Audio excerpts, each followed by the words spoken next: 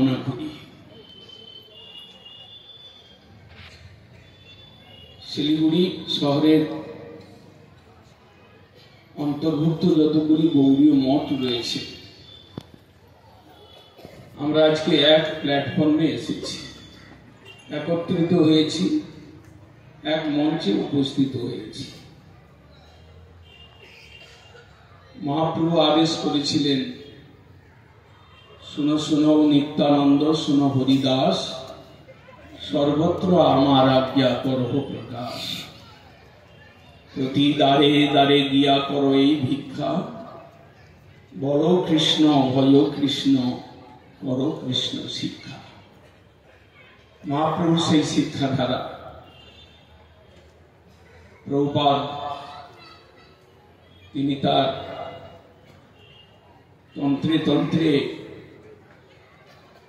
সেই শিক্ষা প্রচারার্থে যে উৎসাহ বা আদেশ পেলেন, তাকে সাফল্য করবার জন্য, সাফল্যমণ্ডিত করবার জন্য তিনি বহু সন্ন্যাসী তৈরি করলেন, ব্রহ্মচারী তৈরি করলেন। তার এক একজন দিকপাল ছিলেন। আমরা অনেক সময় তাদের চরিত্র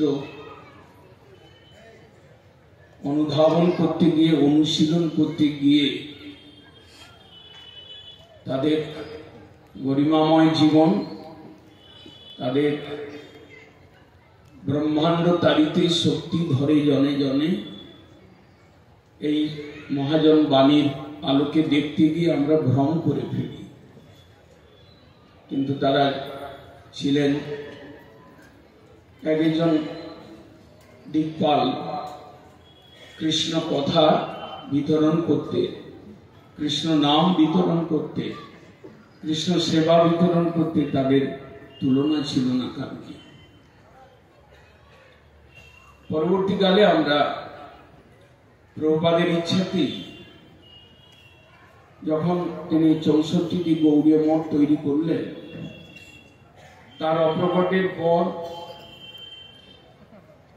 বহু শাখা প্রশাখায় যে বিভক্ত হল, আমরা মনে করি কৃষ্ণ নাম বিতরণ করতে গিয়ে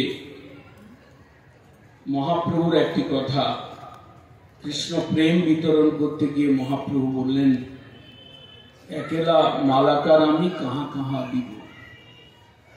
আমি এক মালাকার, আমি কোথায় কোথায় বিতরণ করব, তোমরা সকলে মিলে বিতরণ করো।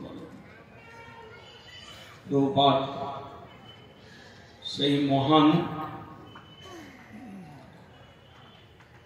গোলকের দূত, তিনি একটা সংগঠন তৈরি করলেন। সেই সংগঠনকে শাখায় বিভক্ত করে পৃথিবী পর্যন্ত যত নগরাদি গ্রাম, সর্বত্র সঞ্চার হইবে মোর নাম, এই বাণীটাকে সার্থক করতে তিনি এমন এক কৌশল অবলম্বন করলেন, স্থানে স্থানে কত মঠ স্থাপিয়া